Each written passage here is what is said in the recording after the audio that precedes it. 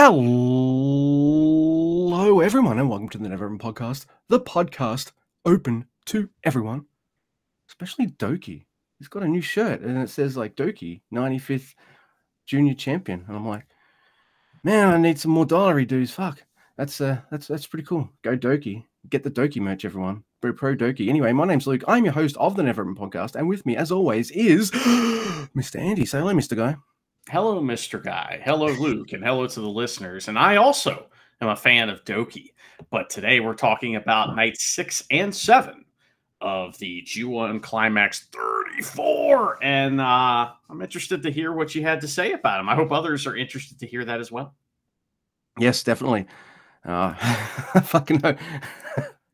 You'd want to hope so. If they've clicked on this, they want to actually hear what we have to say about stuff. But you never know.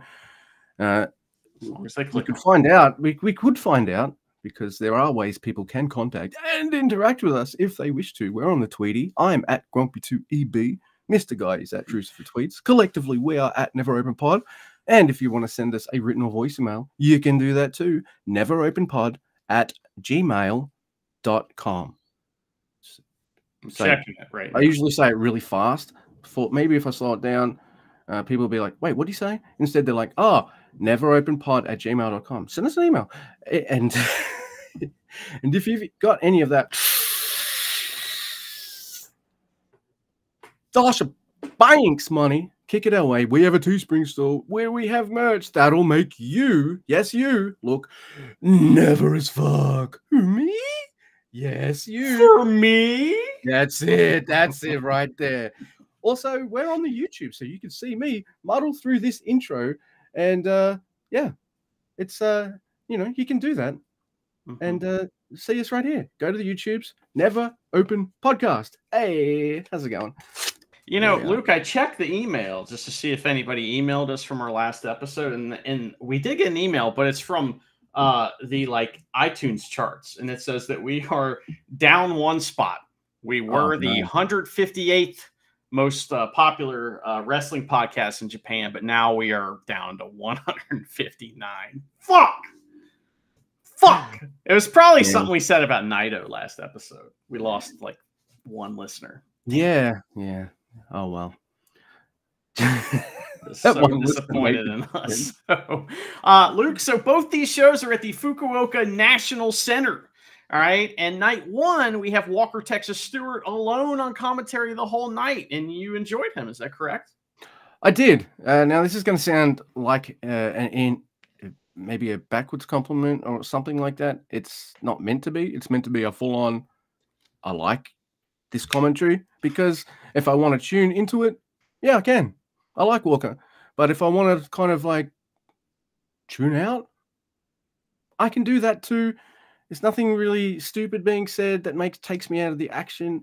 He might do things like, here's how what I've noticed, Mr. Guy, right? Walker will be like, oh, this guy's never beaten this guy before. And he says it kind of quick, but doesn't dwell on it and start a conversation about it or something like that. Or it doesn't seem as intrusive as when another commentator does it. So, I don't know. He has a style that's non-evasive, I think, is my review. And I see that as a good thing. He's the kind of commentator I could fall asleep to. And with my ADHD, if I can fall asleep to you, you've done a good thing. That's it. Velvet voice, man. Okay. I like him. Turn on, tune in, and drop out with us and Walker Texas Stewart, Yeah. Times. Well, Luke, do you want to get us started today, or would you like me to get us started today? Yeah, I'll start. Let's do it. We've got fucking hell. All right, so this match is Sanada and Taka Michinoku versus Hiroshi Tanahashi and Toru Yano. Pluses for this match? Hey, there's more Sanada and Yano. Fucking cool. It's one of my favorite G1 matches, and we're not getting that this year, but we're sort of getting it a couple times with these preview tags. All right, I can dig that. I'm fine. If I'm not getting that match, I'm sort of getting it here. Now, it's weird because seeing Tanahashi here just makes you miss that he's not in the G1. And I can understand it. He's getting older now. He's the president. It's time to He's fine. He's absolutely fine. But it's kind of, I'm like, you're not in the G1. It's just like you're in these tags. You're getting wins and stuff. He wins. It's fun. It's a fun match. Like he taps Taka Michinoku out with the JTO. But I'm just like, man, I don't know. If you're not in the G1, which is pretty big, I would have stayed away maybe for the tour and come back after. I don't know. It just feels also not ready for what we're slowly transitioning to, which is Dad Tanahashi. And it wasn't until these nights where it really hit me that I'm not ready for Dad Tanahashi. Does that make sense? I don't know. I mean, I think he's fine. I thought this match was fun. You know, nothing wrong with it. I get what you're saying. I mean, we might have Tanahashi and Naito going to Dad's status here soon if things go the way they want. But I did like Sonata put Yano in the Paradise Lock, and Tanahashi's like, "What's all this then?" And comes in the ring and is like, "What the?" You know, and Sonata puts him in the Paradise Lock too. I love that. He's doing his Graham Chapman impression. So funny, man. Oh man, yeah, good times.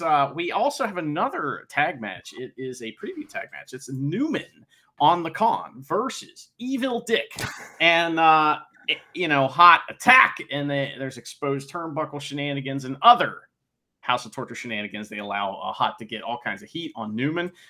Great-O-Khan gets the hot tag and does a bunch of judo throws to Evil, which is fun. And there's all kinds of House of Torture shenanigans on Great-O-Khan, and they beat him up for a bit, but Newman saves Great-O-Khan for the garrote, foils a low blow attempts from Evil. Dick Togo tries to wrestle Great-O-Khan and gets murdered. What's he doing? He tried to mat wrestle Great-O-Khan. Yeah, I don't know what you were trying there, Togo. Just asking for it, mate. Limit Dominator for the win, and Evil holds Sho Makato hostage after the match with the ring bell, and I don't know why. He's like, I'm going to kill him if you don't.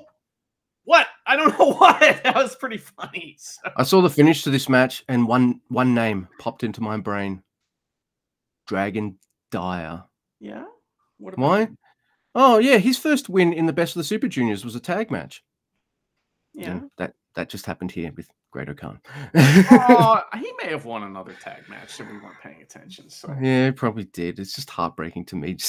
No, I mean that's pretty fucked up to compare him to Dragon Dia. I'm just saying, Luke. So maybe I ought to think about that a little bit. What's all this then? You know, his fucking booking's bumming me out, man. I can't help it because I'm loving his match quality. I know he's never going to win, but come on, man. All right, so next we have Shingo Takagi, Tetsuya Naito, and Bushi versus Jake Lee, Gabriel Kidd, and Gato. Obviously, that is not next. So you skipped a match. Oh, yes, I did. All right, sorry. We've got Zack Sabre Jr. and Kosei Fujita versus Shota Umino and Tomoaki Honma. Now, what did this match serve to remind me of? Oh, yeah. Every time Zack Sabre Jr. and Shota are in a singles environment, it turns out to be some form of sorcery and magic. And it makes me really look forward to it. The best parts of this match, no offense to Honma and Fujita, are just seeing Zack Sabre Jr. and Shota Umino just tear it up and tease me for what's to come. But Zack Driver on Honma for the 3. You know, so Fujita's gotten pinned a few times. So, like, I'm happy to see the Zack Driver always. But, like, gotta heat that move up just in case. I mean, he might hit it on Shota. Akira's getting wins. Why can't Fujita? Or do they not want someone like Fujita pinning a heavyweight like Honma? Right. Yeah, that doesn't. I like that. I don't think that should ever happen unless it's Ishimori pinning Goto. Then it's fine. So, but I have lots to say about Shota Umino and Zack Sabre Jr., but we'll say it later when they wrestle. So next is now we're at here. Is it Naito, Shingo, and it says Naito, Shingo, and Shingo. So those 3 wrestlers versus Gato, Gabe Kidd, and Jake Lee. Who is the 3rd wrestler, Luke? Bushi. Okay, Bushi, of course. Gabe Kidd is focused on Shingo, and he takes those little plush toys that they sit on their shoulders, the fans do, and put them on the guardrails, and he just throws them all over the place. And I love the Japanese fans because they're genuinely mad that he threw it, but they're also really happy that he threw it. So they're like, oh no! Oh, whoa. Am I getting that back? You know, it's kind of like that. So. He threw my shit. Wait, he threw my shit. Now, for some reason, we have to watch Naito and Jake Lee wrestle again, and so that happens. But Bushi and Naito team up for some cool LIJ shit, and Shingo gets in versus the Madman. They have a little mini never match in the middle of this tag match, and Bushi and Gato get in. Gato almost wins with the Gato clutch, but Naito drop kicks him in the fucking face, and Bushi doesn't even hit another move. He just pins him for a 3 right out of that, which is fun. Bullet Club beat the shit out of Shingo, and Gabe Kidd is like, "This is my boy," talking about Jake Lee, and they both pose and they look badass. Gato is still like dead somewhere though. Yeah, so. there's one moment I really liked. It's when Gabe is showing that he doesn't like Scar, and he plays the guitar instead. Oh, okay. It looked like he was playing a guitar. It might have been bass too, because remember Kenta used to play bass, So, but I mean, they're similar. But I like Keytar better. Donald Fagen, man. One of the best, coolest people to ever live is Keytar, man. So that's right. All right. So next match we have Bolton Oleg versus El Phantasmo. And I like this match. I do, but I do. Yeah. All right. Let's get into it. El Phantasmo, he gets gut-wrenched the fuck out. But there's a tope from El Phantasmo that sends Oleg over the railing, and the crowd goes, "Ooh!" when Jado tells El Phantasmo to calm down for some reason. Don't dive. He's gonna go for the dive over the guardrails, and Jado's like, "No, fuck you, Jado. Mind your own business, dude." God. It's not like El Phantasmo pulled a freaking chair out or was going to use Togo's garrote wire or a push-up bra. He's going to do a dive. I mean, that dive was one of the reasons he won that previous match against Yota Tsuji, right? Yeah, your job as the manager is to cheer your guy on and keep the crowd involved, not to tell him how to live his fucking life. Yeah. So the crowd goes, "Ooh," when Oleg goes over the railing, and then Jado tells him to calm down for some reason. Bolton gets sudden death on the outside. And this match is fucking really good. Why? You've got El Phantasmo. Man, what does he do so well? Not just put on cool moves like they're fucking easy. He's just a bump machine, and his selling work and all that kind of stuff with Bolton is incredible. But already, Bolton Oleg is becoming one of those guys who I see continually beating wrestlers I like more, and it isn't making me like him. Especially when considering I would rather see so many more wrestlers in this tournament than him. I still feel like that. I'm sorry. I know. I should just get over it and be like, "Oh, Bolton Oleg's in the G1. Let's go." You don't get over shit. But instead, I'm not. And instead, I'm just like, yeah. El Phantasmo gets close. He even hits his Thunder Kiss move and all that kind of stuff. But he's too, when he hits it, he's like, my midsection. And he can't make the pin in time, so Oleg kicks out. But then we get the "You Can!" and Oleg beats El Phantasmo, and it's a good match. With a finish I wasn't into. El Phantasmo on 2 points, I just find heartbreaking. I don't like that. Yeah. But it's a good match. It's a good match. Who needs wins here? Who's somebody that needs wins to build themselves as a new wrestler that's got, character, barely has any character shit, has to get some in-ring shit in. If he's not going to do character shit, it's Bolton. And so that's what this is for. Yeah, I know. It's ELP, go put this kid over. And he did a great job. And maybe Jado now, to play Jado's advocate or Gato's advocate, I guess it would be. Maybe Jado was trying to protect ELP's leg. Because every time he jumps out there, he hurts his leg, but his leg got fucked up anyway later in the match. So, Jado, I don't know. Your plan is not working. But that was fun. I thought it was very good. That was one of those matches you're watching, and it's not really hitting me. It's great until I'm like, oh, this is really good. Why am I? Yeah. You know what I mean? It's I don't know. I was just kind of it took me a second to get halfway through it. And I was like, wait a second, this is very good. So, another match that's very good is Jeff Kabu versus Yuya Uemura. And, Yuya just coming off this big win and everything. And, he's really hot right now. But Jeff Cobb also just got a big win, I think. I don't remember. They're all running together. But so what are these guys going to do? It'll be interesting to see what strategies they kind of we know what Cobb's strategy will be. How will Yuya try to handle this guy? So Cobb respects the first rope break in the match, and Cobb overpowers Yuya at every turn, right, to start the match. They run the ropes, and Yuya gets a drop kick. Cobb no-sells and hits one of his own. Oh, the crowd goes nuts, you know. It's a fuck your tummy match. Tummy. And so we get world's strongest slam style knee strikes from Cobb. We haven't seen that in a while, where he gets the guy like this, and boom, boom, over the knee. That was pretty cool.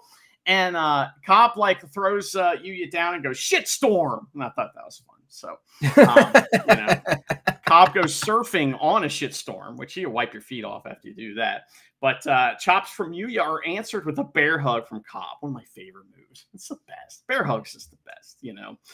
So Yuya's got to get something going on here, man. He low bridges Cobb, who's charging in. It's not super clean.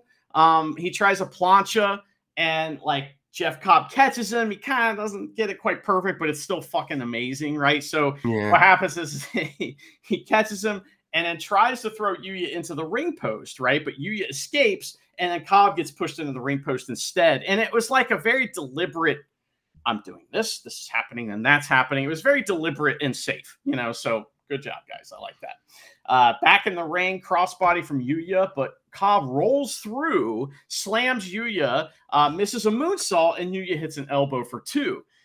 Cobb clobbered Yuya on that moonsault because Yuya didn't really roll out of the way far enough. And like got him in the leg, right? Cobb's legs just landed on Yuya's legs, and it was like, ow.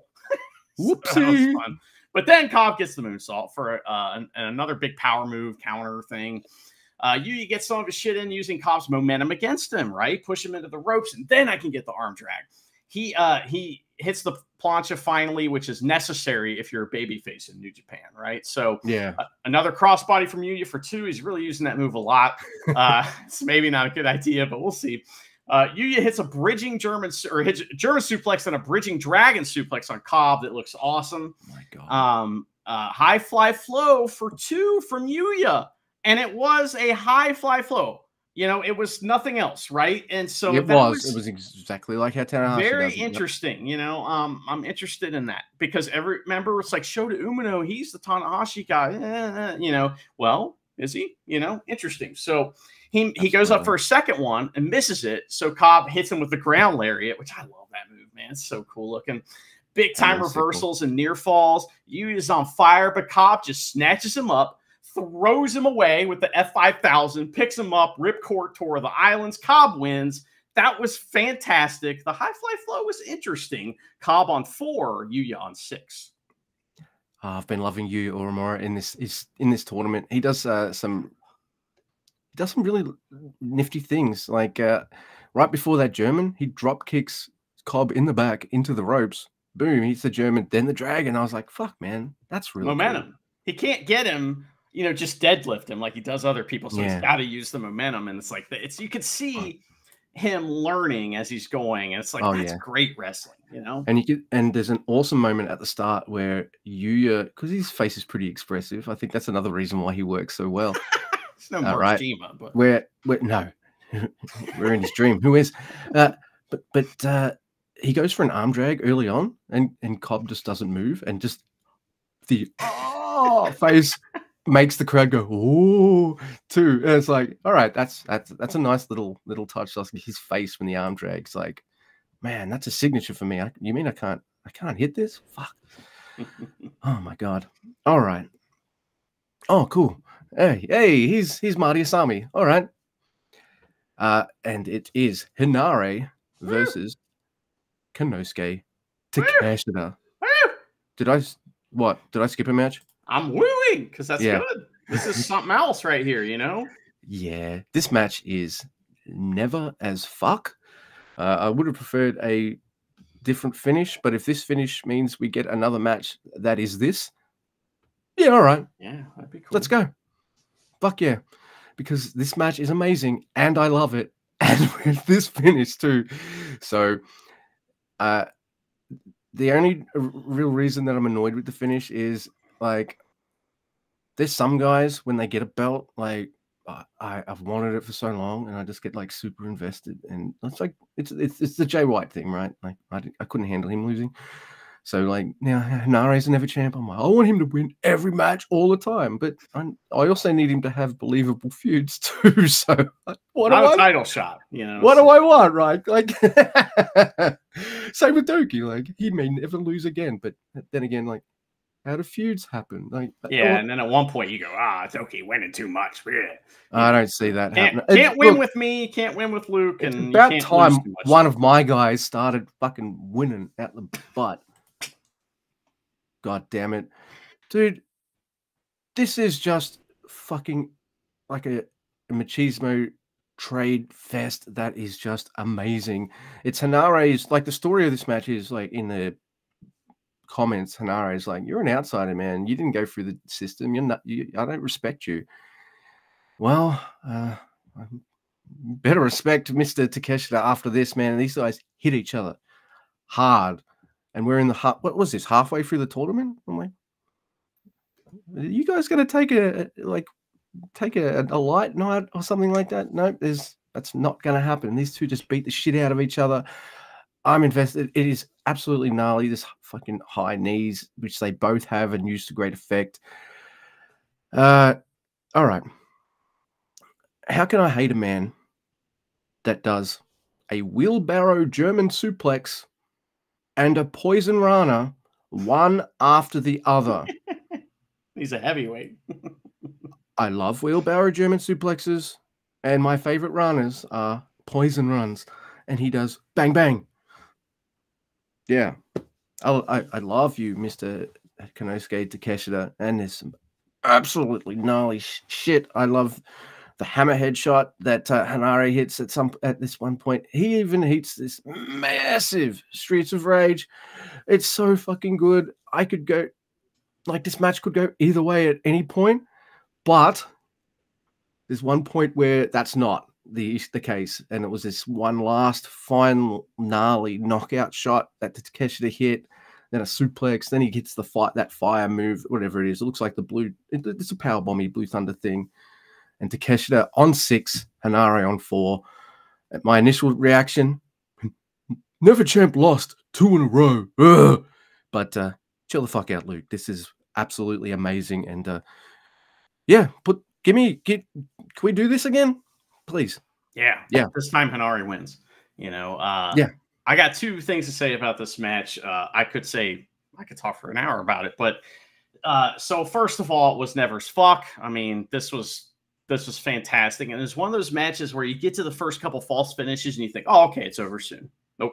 More. And it was almost like the guy, they were feeling it and they're like, let's go to another one. Let's go to another one. You know what I mean? And they just kept going and kept going. And so the violence just kept getting ramped up. And that was cool. It was one of those things where I had no idea when it was going to end. You think you do, but then it keeps going.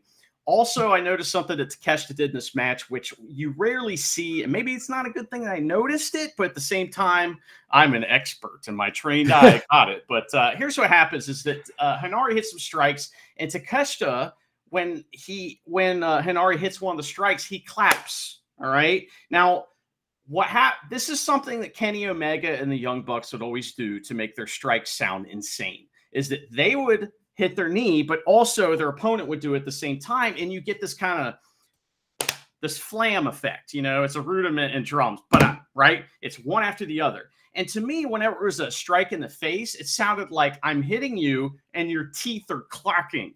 Right. Yeah. And it sounds nasty. And that's what Takeshita was doing during this match to kind of make every strike just seem a little more deadly. And I caught him doing it once, and it was right in the camera. And it was like, oh, maybe I shouldn't see that. But at the same time, as a drummer, I appreciate that very much so, because it's a rudiment, and it's like this. It's just sound is so important. Rhythm's so important in wrestling. And you hear boom, hit the ropes, hit the back, boom, boom, bada. It's like this. It's like a drum beat. I fucking love it. And they were playing the drums well. So I would say with a thing like that you caught.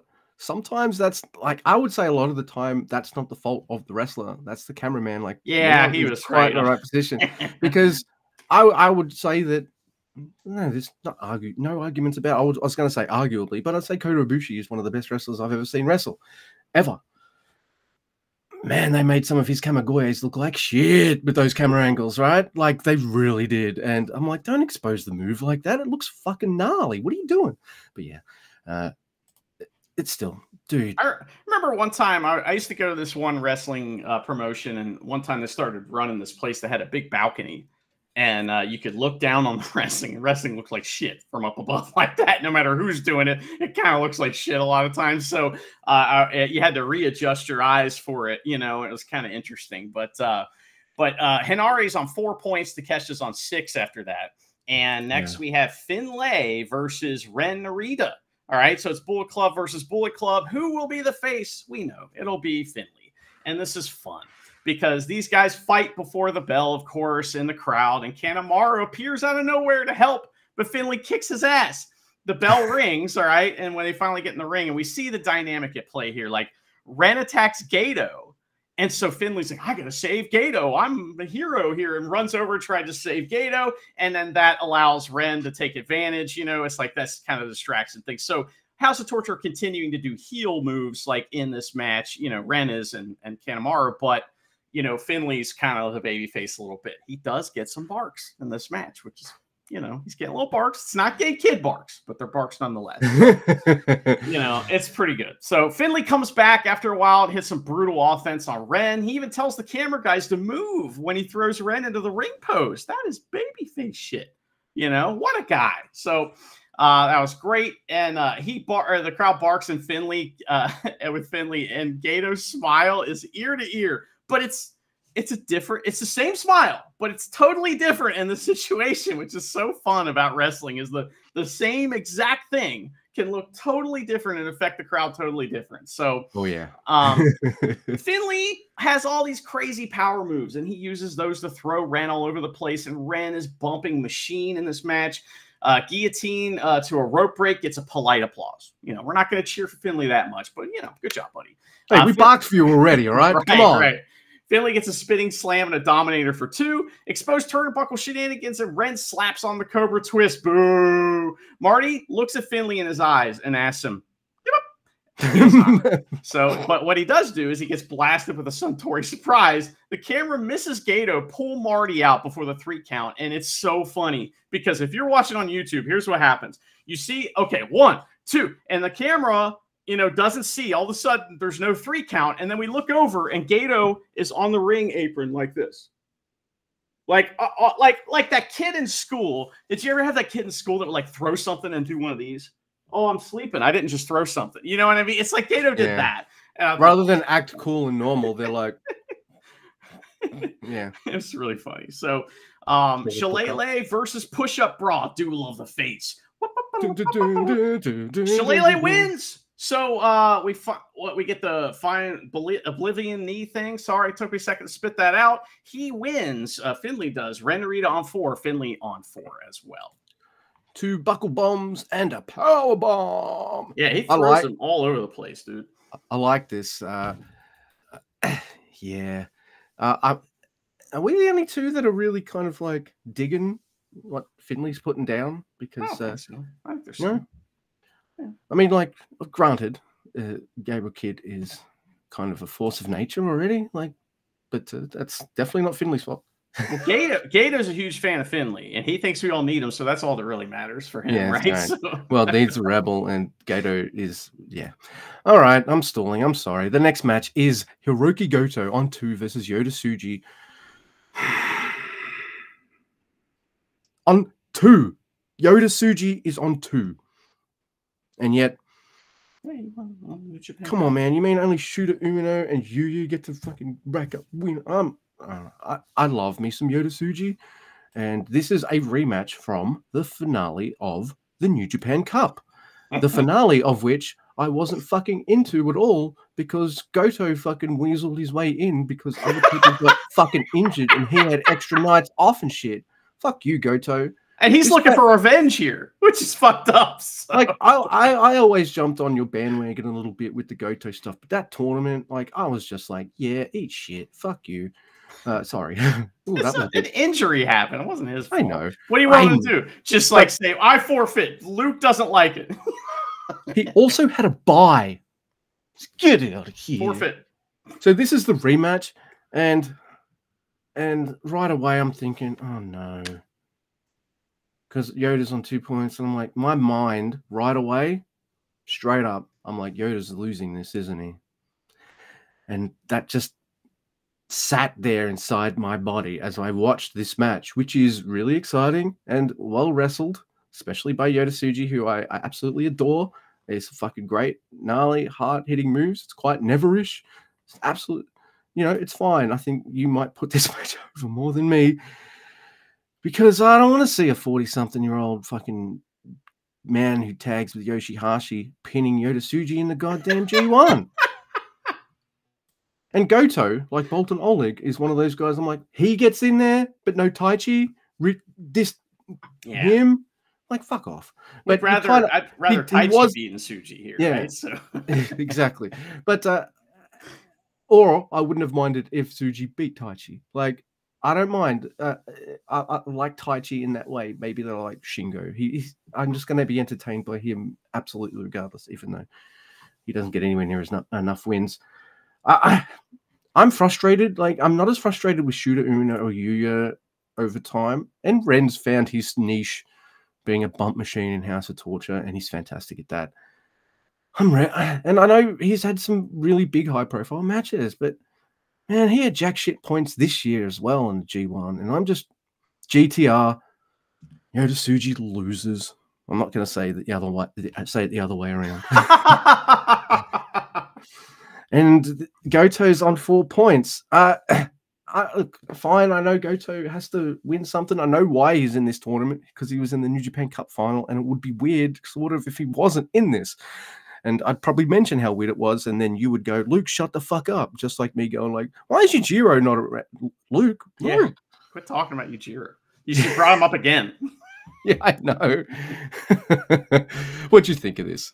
I liked it a lot. I thought the crowd involvement made it a lot of fun because the crowd was 100% behind Goto. Fuck Tsuji. They didn't care about Tsuji at all. And it was like, and Tsuji was looking around like, are you shitting me? And he'd do moves and be like, how about now? Like that kind of thing. And that made it fun. Tsuji was all in on putting Goto over here too. Like, Absolutely. He had some amazing kickouts and everything looked good. I don't like seeing Goto win. I mean, trust me, I don't like it. But let's talk a little bit about these shows a little bit and how our attention span wavers in the last match every time. It's like there's one too many matches, right? It's just one. It's like you get to the end of the semi-main, or the semi-main, whatever, and you're like, cool, all right, that's enough wrestling. But then they got one more, and it's like, all right, what is this? And so that's kind of how I felt about both of these main events. Is it's just like there's just one too many matches, and so I can understand your frustration with Goto and him being in the one too many match, so. Also, like tonight, this night we're talking about now, there's 4 preview tags. The next night we're about to talk about is fucking 5. Yeah, it's too many. Why? Payday. Especially when it's like, we're in the tournament versus man in tournament and Dick Togo, Jardo, Gado. And I'm like, all right, just Taka. Guys I like, all right. Jardo's probably the least out of them because I always thought he worked better as a heel, but you know what I mean. I like those guys, but I always know they're going to lose, and I'm just like, you can't, like, you're watching the beginning of the match and you're already at the end. You know what I mean? Like maybe that's something we got to do is stop thinking about what's going to happen next because you're already mad about the end of the match before it's even starting. So, well, You see the first match on night 7, which I'll let you talk about in a tick, and you know what's happening. I mean, it happened the night before. Night 7 was in the same building, right? So let's move on to that. And Walker's on the call again. Will he be joined by someone? I kind of hope so. We'll see. So we got another curtain jerker with Tanahashi and Yano versus Yuya and Taka. In this match, I didn't talk about it on night 1. In the night 6, whatever it was, that match, Tanahashi looked out of place in a way that is like, he's one of the best wrestlers ever. He should never look out of place in the ring, but he does. Yeah. And I was thinking he needs more ring time. That's like, it's like, that's the reason why he just hasn't been out there much, but I don't want that necessarily during the G1, but it's fine. I'm not mad about it. So, but him and Yano face Yuya and Taka, and this match, Tanahashi looks much better. He looks a lot less tired, less like he's just like, much better. So Yuya and Taka have a little trouble with the ace, so they double team Yano and use the exposed turnbuckle on him. Yano reverses an eye poke and rolls up Taka for the win. It's pretty quick. Yeah, Tanahashi, he's never tired, but he does get fatigued. I think that's it. Yeah, look, he's the president now. He's a fucking busy man. Probably doing lots of busy shit that we will never know about or if we do, it's because it's big news and they have, we don't want to really look into the back paper, backstage stuff of things. We're happy to see what's on the screen, but he's definitely not getting in his in-ring work as much. And okay, you can understand why. What's Tetsuya Naito's excuse? Yeah, I said it. Well, we'll talk about him later. So, all right. So next we have Bolton Oleg and Katsuya Murashima versus Yota Tsuji and Bushi. Poor Murashima, because Bushi hates him and beats him up. Also, there's a point. I don't know exactly what's happening, but there's a point in the match where Yota Tsuji and Bushi are both in the ring. What are they doing? They're killing Murashima. Mm-hmm. And I don't know exactly what the interaction is. I guess that's that's one of the disadvantages of not having Chris. I do appreciate his translations. I really do. I think he's fantastic in that area of doing that. Got to put him over. I like him, but he can be annoying. Anyway, what happens is fucking Hiromu sees them beating him up, and he's like got his hands up like this, like he's praying, and I'm like, is he praying for them to kill Murashima properly? Okay, here's what happened. So Yota Tsuji gets Murashima down, and if you remember, he's been doing that thing where Hiromu will run at him and pick him up and do the fucking thing. Now we didn't explain. Hiromu is on Japanese commentary, so as soon as he gets Murashima down, he looks over and says, "Come on." Tsuji's telling him, "Come in the ring." And, there we go. And Hiromu's like, "That's against the law, man. And we're faces in Fukuoka, so I can't do that." But it's fun because the crowd's like, "Do it. Come on, go up there." And he's like, "Nah, I can't." That was fun. Is it okay if I do it with Bushi? Yeah. No. Bushi's like, that'd be too cool. All right. So thank you for paying attention better than me. What we do get here is I'm not even going to call it a shotgun drop kick or the double barrel shotgun drop kick. It is a mouthful. I'm just going to call it the double barrel, which is the shotgun drop kick that Bolton Oleg does. Look at the size of that man. It's a double barrel. 2 bars. God damn. And he does that on Yota Tsuji, and I'm like, yep, that's a move that'll take a man out. I wonder if he might attempt such a drop kick during a Gene Blast. Who knows? I don't. Haven't seen that yet, but that might be cool. Bushi brabs the shit out of Murashima, of course. Like Bushi sees a young lion, it's like, I'm not doing an MX and shit on you. You're getting brabbed out hard, and that's exactly what happens.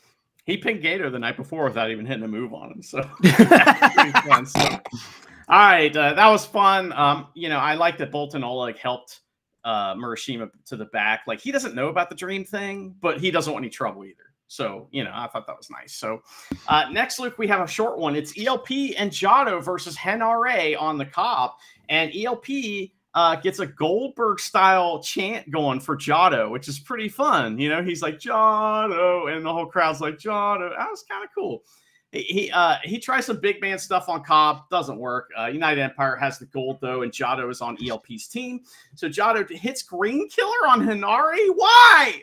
And Cobb has to save him from a pin from Jado. That was fucking bullshit. So yeah, I have a note on that. I'm like, all right, Henare, I understand you can be an unselfish man and let people do their moves and stuff, but you should not be needing a save from it's bullshit. All right, yeah, I'm going to allow the Green Killer. Don't like it, but then a save pin? Yeah, nah, mate, not from the Never Champ. I think. Yeah. We know that Henare will do business. He went to Tamashi and lost to some jobber down there. So, I mean, he's going to do business. It's just kind of like fucking bullshit that it's Jado. So, but that's okay. Ultimate Exodus. We haven't seen that for a while. Jado has to give up. Yes, he does. Oh, my God. And, so here we go. We've got Hiroki Goto. Oh, poor Honma. Now he's tagging with a dork again. Hirooki Goto and Tomoaki Honma versus Ren Narita and Yoshinobu Kanemaru. Piece of shit. Yeah. There's a push-up bra to Honma's back, and I'm like, dude. He whacked him with that. Dude, yeah, you heard the... And there was no slaps. No, that was he all just push-up. Whacked him with like, wow, dude, fuck you. I wonder if he's got a gimmick in the middle so it makes a whap sound like that when it, when it happens. Should I say whap? Anyway, there's a push-up bra on Honma's back and a double cross, and the House of Torture Boys get a win. So not bad. Yeah. Poor Honma, but it's fine. Yeah. So next week we have Finlay and Gato versus Akira and Takeshita. Now Takeshita's tagging with United Empire. There's no explanation for this. It's just what's happening. So I'm allow it. He's not joining United Empire. So it's just that's who he's tagging with. So Finlay uses some like tag misdirection to knock Takeshita to the outside and beat him up. He does the same thing to Akira. He does the same thing, or then Walker reminds us that Akira doesn't want to do that whole storyline where Akira's like, I don't want to do death matches. I came here to wrestle. And I wish that had gone somewhere. I was just thinking that never went anywhere. And it was like, he was just like one day like, okay, I'm in. And it was like, all right. Yeah. Fantasy Dream Book. Yes. You know how he hates Desperado? Death match. Akira wins. Yeah. That's how you finish that story, or a really good chapter in there ongoing. Or Desperado wins, but Akira, just like their other match, Akira is just so fucking babyface in it that it doesn't matter. Like when Taichi beat Doki that one time, you know what I mean? It didn't matter that Doki lost; he got made, So yeah.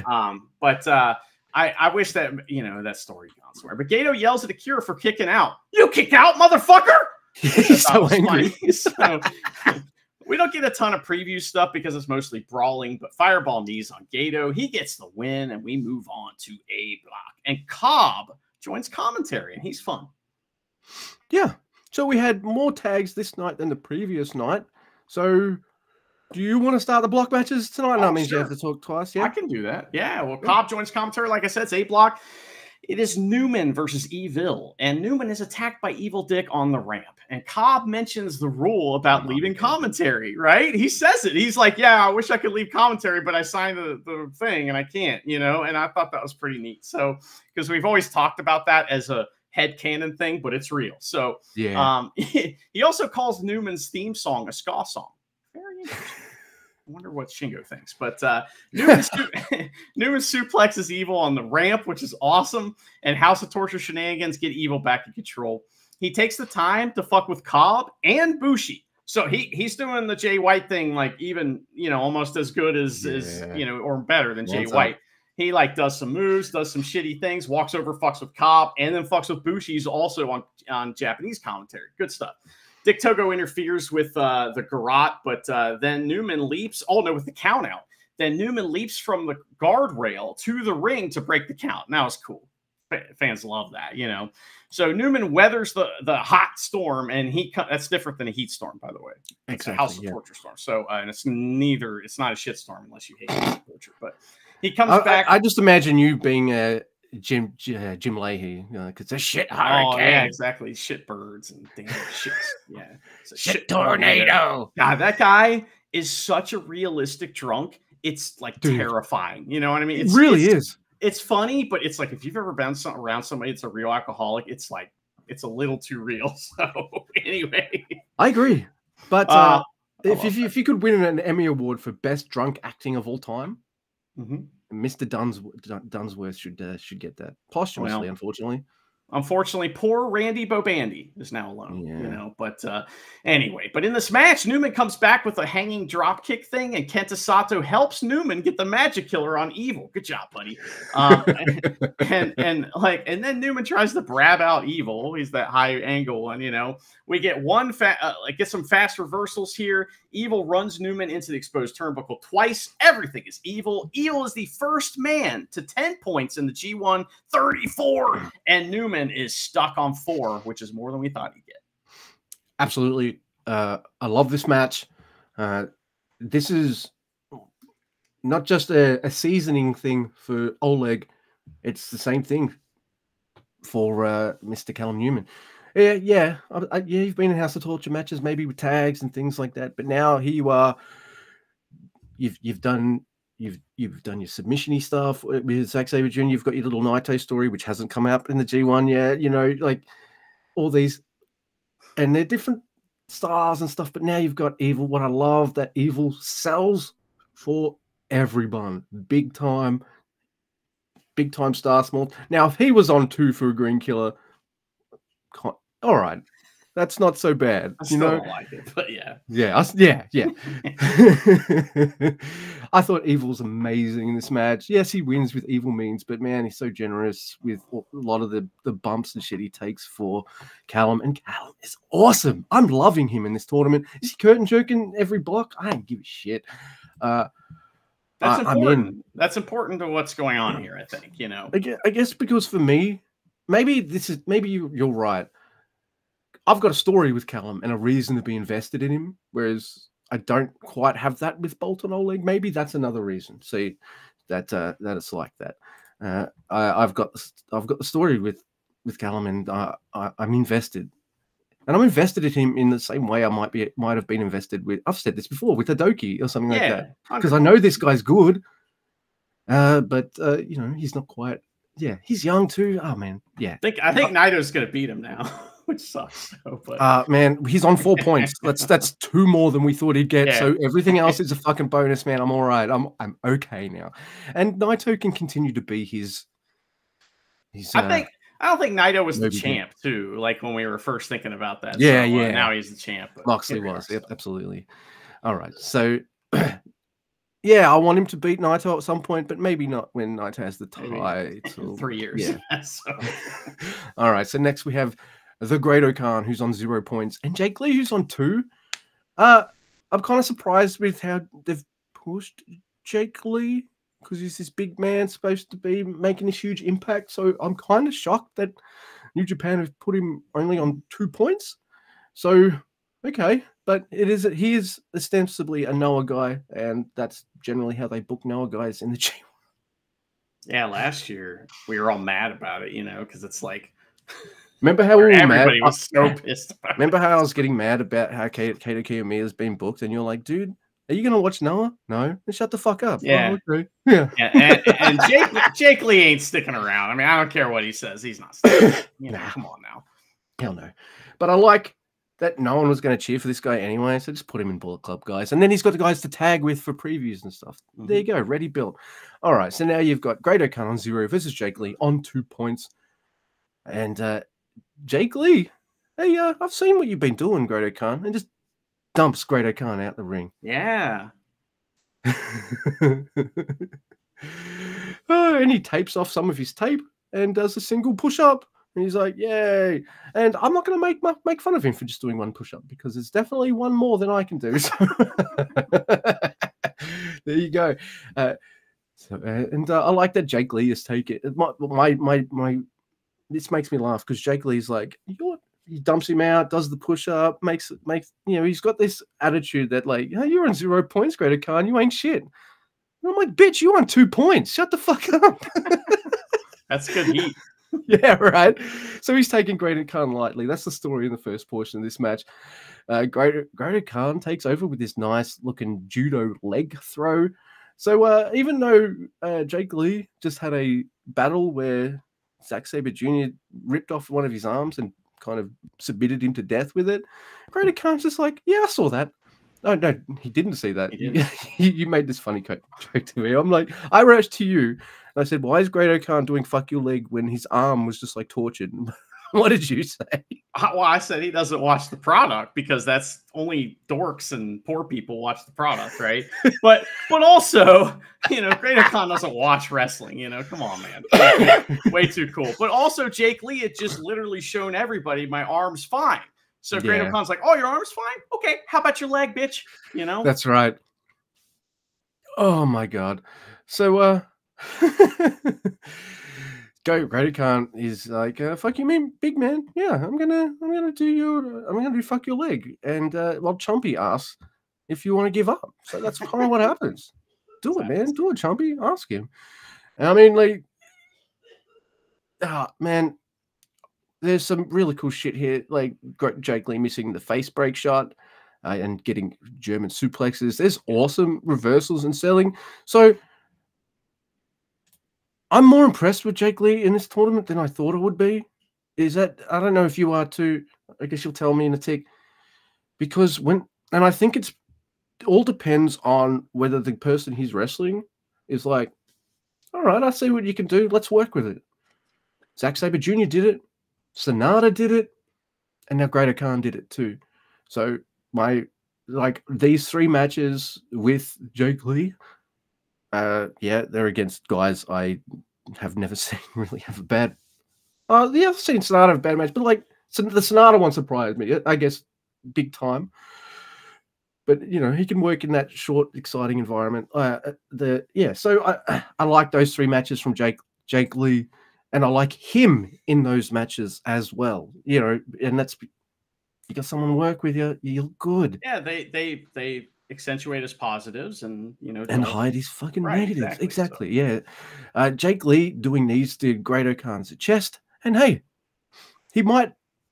maybe he doesn't have all the in-ring stuff, but I feel like Jake Lee, he's pretty solid with character and doing some, and he surprises me. He does the knees and then he does some kind of my leg. I'm like, hey, all right, I see that. All right. Okay. All right. You might have some limitations and stuff, but you're smart. Like, I think maybe he's smart enough to know those as well. And so I don't know. This is maybe great. Somebody's whispering in his ear. Hey, sell the leg. However it's done, who cares? It's worked. Hey, whether he has the forethought to be like, I should sell the leg, or someone's told him, hey, do this, and he does it, that's smart. Mm-hmm. If you take good advice and implement it, you're smart. If you come up with it yourself, smart. Yeah. Anyway, there's a choke slam. A reversal into a move where Jeff Cobb goes, what was that? And not in the, oh, what was that? But like, what the fuck? It is, he's right. Great Khan sweeps the leg, then does this kind of insane looking reverse flatliner move I don't think I've ever seen before. So he's Great Khan. I'm loving him this tournament, even though his score isn't great. I've loved all of his matches. And what I love about Great Khan is he's going to add something to it. Oh, you like what I've done so far? Hey, I've got a new move for you. Take notice. Yeah, I did. It was gnarly. I don't even know what to call it except a reverse flatliner. Then he hits the eliminator. I jump out of my seat. I'm even expecting Jake Lee to kick out at this point because I'm so down on Great Khan only having 0 points. But no, 1, 2, 3. Both men are on 2. Yeah. Great Khan wins. I marked the fuck out. What do you think of this? I thought it was great. And what you said about Great Khan is something we've been saying about him from the beginning, is that you never know quite sure what you're going to get from him, but it's going to be cool and it's going to be a little different than last time. And so this was a fun matchup, and that's one that you might want to go back to sometime just to see, because it's a weird match in like a good way, so yeah. I liked it. Now, this next match, Luke, okay, so Shota Umino last year versus Zack Sabre Jr. was one of the best matches, if not the best match of the G1. It was I loved it. It made Shota Umino for me. If it weren't for that match, I'd still be kind of on the fence with him. But, they did something different this year, right, with the match. It wasn't the same thing, which is fine, but I kind of was hoping they'd do the same thing and build on what they did before, but it was so violent last year. I get it. You got a whole other rest of the tournament to wrestle. So, but Shota, this isn't like Hanare and Takeshi to go on. Rest of the they did the Gattaca thing of not leaving them enough time to swim back. Yeah. And whereas Zack Sabre Jr. and Shooter are like, yeah, we want to kind of swim back, thanks. Like, so Shota Umino versus Zack Sabre Jr. Shota enters from the outside again. He has a bandage on his neck, so we get some good wrist locks and escapes to start. Some bow and arrow exchanges, and they make simple stuff exciting, and it's very good. Zack Sabre Jr. dodges the apron DDT and sweeps Shota's leg to the floor, so it's fuck your leg time. So Shota comes back, though, with some strikes and gets the apron DDT that he tried earlier. Shota runs through some of his offense, getting a few counts, 2 counts along the way. And there's an incredible-looking drop kick to Shota's knee from Zack Sabre that he goes back, and then he goes back to fucking his leg up. Shota catches strikes and gets the ignition-style, like, neckbreaker thing for a double down. They do the fast-paced heavyweight reversals. Walker keeps calling the package pile driver or the package like driver thing the Death Rider. It is not. So he's confused about that because it's like he has two moves. He has the Death Rider, but he also has that like Flosion like package like driver thing. It's so he hits that and he's like, "Oh, Death Rider." I'm like, it's not that, but that's all right. So Blaze Blade and Zack Sabre Jr. catches Shota's arm, and the crowd goes ooh and awe as they work in and out of these crazy holds. And oh my god, it's amazing. So knee bar on Shota, and Zack Sabre Jr. grabs both legs. Marty is begging Shota to give up while Zack gets him into more and more painful looking leg holds, right? But there's a big Shota chant, and they milk it right as he tries to get to the ropes. It's a really, really great rope break spot. Doesn't get much better than that as far as a standard awesome rope break spot. So Zack asks him, what's it say? But Zack asks him to give up, right? But Shota says he wants more, so give me more. So they do a bunch of uppercuts, a huge uppercut war. Shota starts to unlock the murderer inside him, and I thought that's where they were going, but they don't do that. They just keep wrestling normal. They do some fast reversals, and Zack gets a PK for 2. Shota gets a bunch of just straight up, just insane looking strikes and tries a Death Rider. Zack counters that with a crazy pin. German suplex from Zack, but Shota fires up, hits Blaze Blade right in the back for 2. Pump handle side slam from Shota. Then the Death Rider. Shota wins. I don't think it was as good as their other G1 match. However, it was top notch. Zack Sabre Jr. finally loses to the guy that he beat last year. Shota slays the dragon. Zack Sabre Jr. is on 8. Shota's on 6. Yeah, actually, didn't Shota beat him in the G1 last year? No, I don't think so. I think he's just because he beat him, but he beat him over the 15-minute mark, and then they had a TV title match. And did they? Okay, my bad. I thought that he had lost. But so I've got their story in my brain because that for me was one of my favorite G1 kind of feuds that they had a title match over. Like I love them in the ring. It's magical. The preview hyped me up. I'm thinking about their previous matches, so color me surprised when they do top-notch wrestling, but the pace is not what I expect, and I'm like, oh my god, please click for me, click. The massive spot where the leg submissions and Shota has to fucking really go for those ropes. I'm all right, I'm in. And then from there to the rest of the match, absolutely freaking loved it. It's not my, and I agree, it's not my favorite match they've had, but I appreciate they tried to do something different. I also want to say I get accused of not liking some wrestlers because they win too much. I think Zack Sabre Jr. is one of those guys who wins all the time, and I love him. So there are some exceptions, everybody. I do like winners, even though he lost now. You literally say that. So it's not that you're getting accused of that. You say that. He wins too much. As a message I have several times. If I search that in our message history, I will find like 20 messages that say that. All right. I'm going to talk about this next match, but I'll let Wilma out of the room. Oh, okay. Well, I will set this up. So the next match is something that's really special. It might be the best thing we've seen so far. And it's no surprise that Gabe Kidd's involved. Yeah. It's also not a huge surprise that Shingo Takagi is involved too. This is oh my god, this is Shingo Takagi versus Gabriel Kidd. To me, this is a marquee matchup. Like, this is my shit. This is two Never guys, so this might as well be a Never title match. You know what I mean? That's what I like about the G1 too. There's more Never style matches because like there's Never guys in it and they wrestle each other, so you get more of that if you like it, and I do.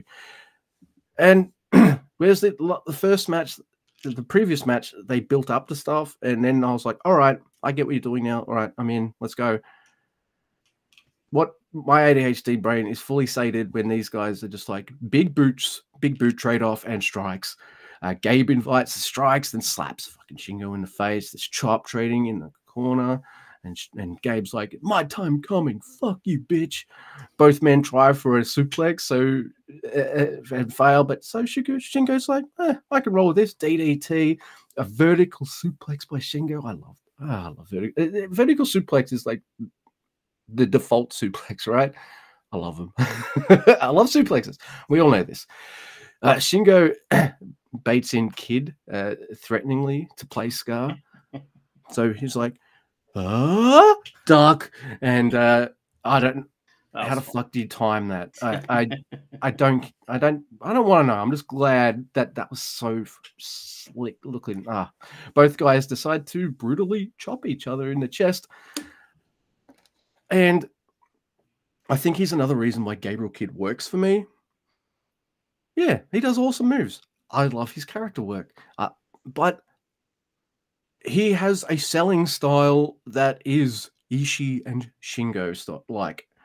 So they where, and what I mean is, just watch Ishii in a strike trade. Now you think to yourself, "Oh, Ishii's the tough guy.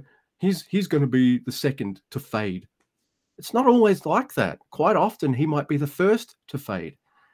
And everyone knows how tough Ishii is. So when he starts fading, it makes the other guy look kind of tough, and that's like him putting him over. I noticed Gabriel Kidd doing selling like that all the time. It's a great point. Great point. Yeah, so Shingo is fucking going for it. And they're trading, and then the Kid's about to strike, but then he's like, oh, like that, like, oh, I'm fucked. Mm-hmm. And I'm just like, dude, that's my shit right there.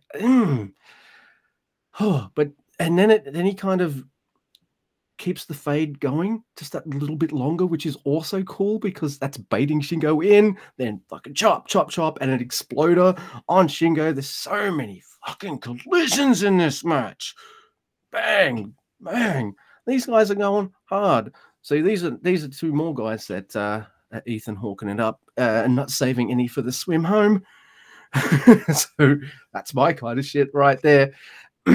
Now, what I like about I don't know if it's always been called this, but when Shingo does these, apparently, when the lariats that Gabe Kidd does, where they're front, back, they're called the East and West lariats.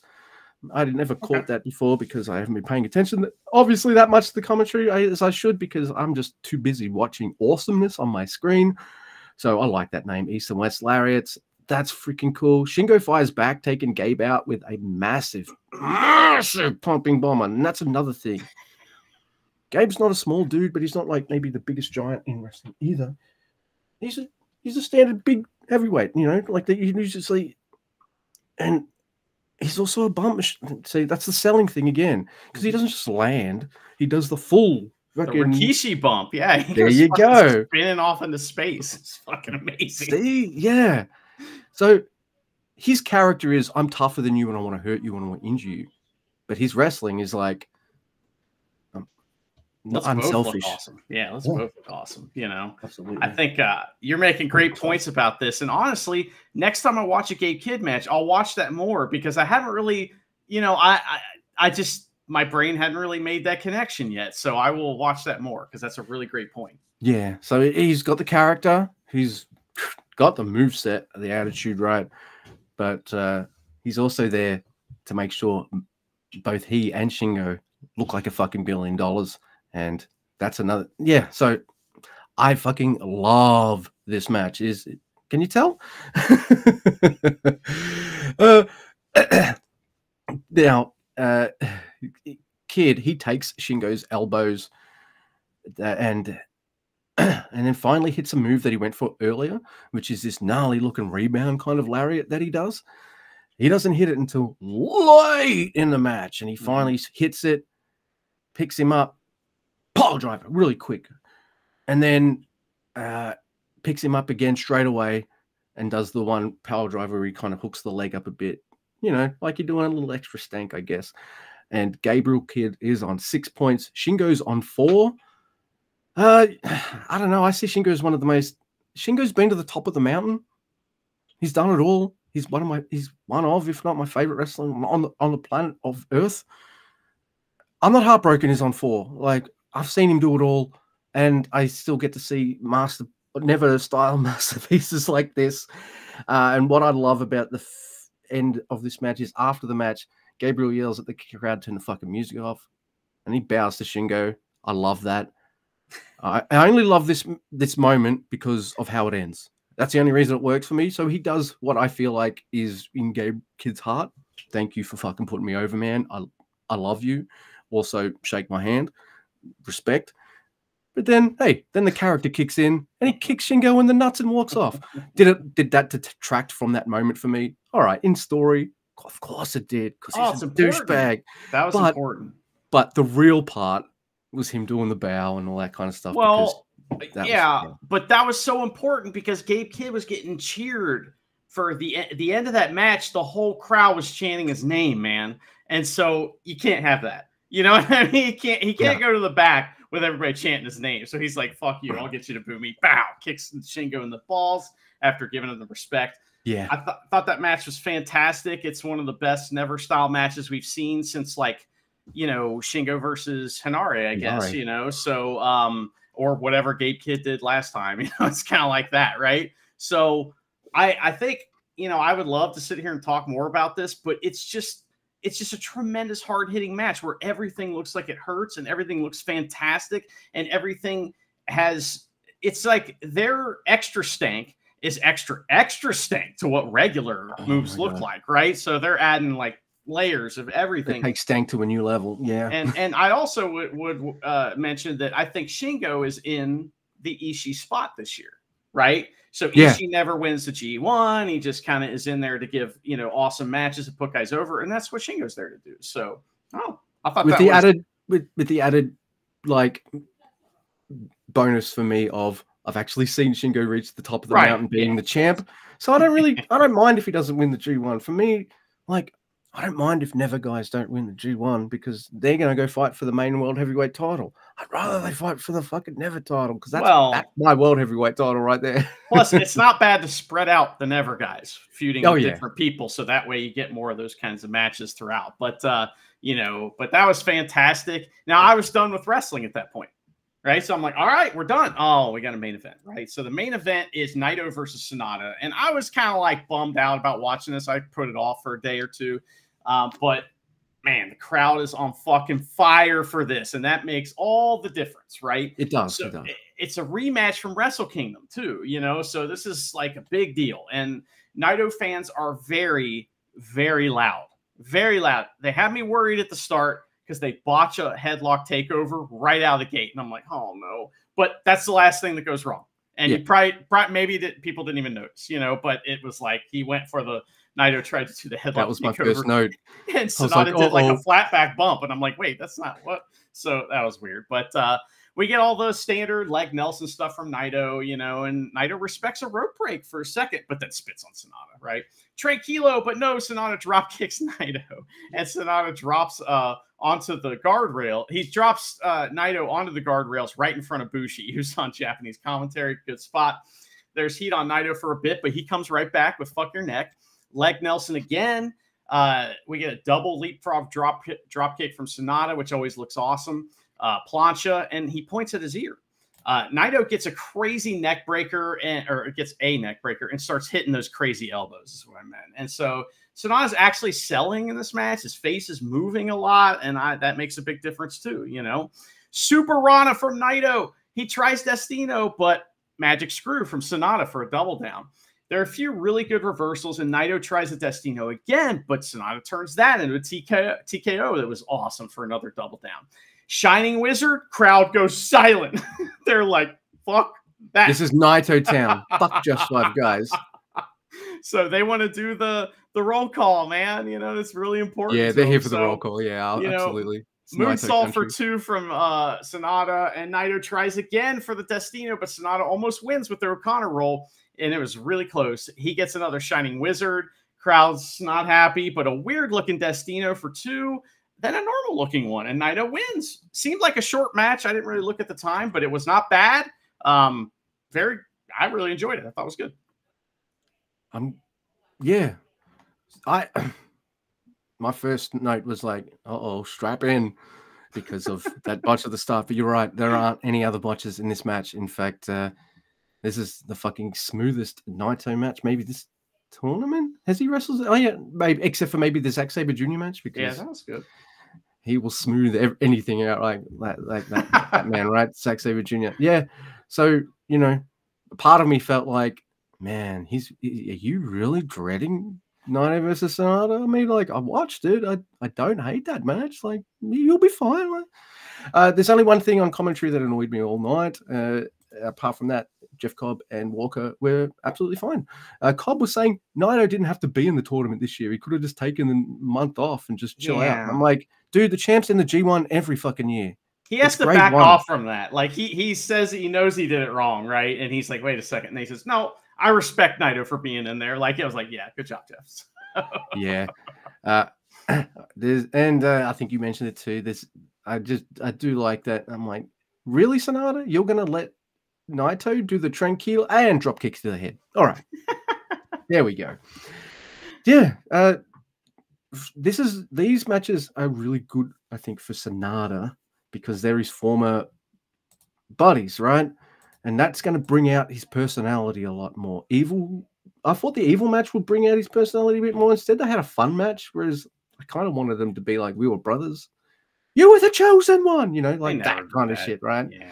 No, but that was fine. But this is what I like, the Sonata Naito stuff. I think I don't know. So yeah, I might have been a bit trepidatious as well, but turned out to be a really good match. Unfortunately for Sonata and Naito, and unfortunately for Yota Tsuji and Goto, as much as I didn't hate either match, the main events, as much as I appreciate a really good main event, and we've seen some good ones, man, some of these, I feel like the show is being stolen before they even have a chance to get out there, and maybe that's part of my, all right, I'm kind of tired now. Maybe that's a bit too, maybe cut out a tag match. And maybe if you cut out one of those tag matches, at least 2 G1 guys can have a fucking rest every night. I'd rather see Murashima versus Kato or the New Young Lions to open the show, but it's fine. Agreed. But 2 pretty decent nights of G1 Climax action. I didn't say who had what points, did I? I'm sorry. Naito's on 6 and Sonata's 4, I'm pretty certain. All right. So yeah, all right. There's some point things that I'm not necessarily into as much. I'm not 100% sure all the stories are going because I haven't been focusing a lot of my brain power on it, but I did say to you, I hope Zack Sabre Jr. is the winner. Okay. I hope he wins. I hope so too. That'd be pretty cool, man. It's time. He's won a lot of big tournaments, and I feel like it's let's go. Yeah, he'll make the finals, I think. Yeah, we'll see what happens. But yeah, man, great. 2 more great nights in the books. We'll be back for 2 more, I'm sure, or however we're going to end up doing it. We won't discuss it because we'll fuck it up. So that's right. Well, see, the benefit of nobody corresponding with us is no one told me I was a fucking idiot. They don't call us Instead, out. We got to call each other out. Yeah, we call each other out. No, so that's fine. But yes. Oh, man, we finished. Holy shit. We did it snappily. Oh, my God. But also nice. Man, I'm really liked some of these G1 matches. There's some real wrestle stealers. Gabe Kidd, this is making him even more than he's already kind of made himself, to the point where he's supposed to be the biggest arsehole in New Japan, or one of them. But instead, we love you. Kicks Shingo in the nuts. Fine, yeah, we'll allow that. Yay! But yeah, until there's more G1 in Gato, we trust. Motherfucker!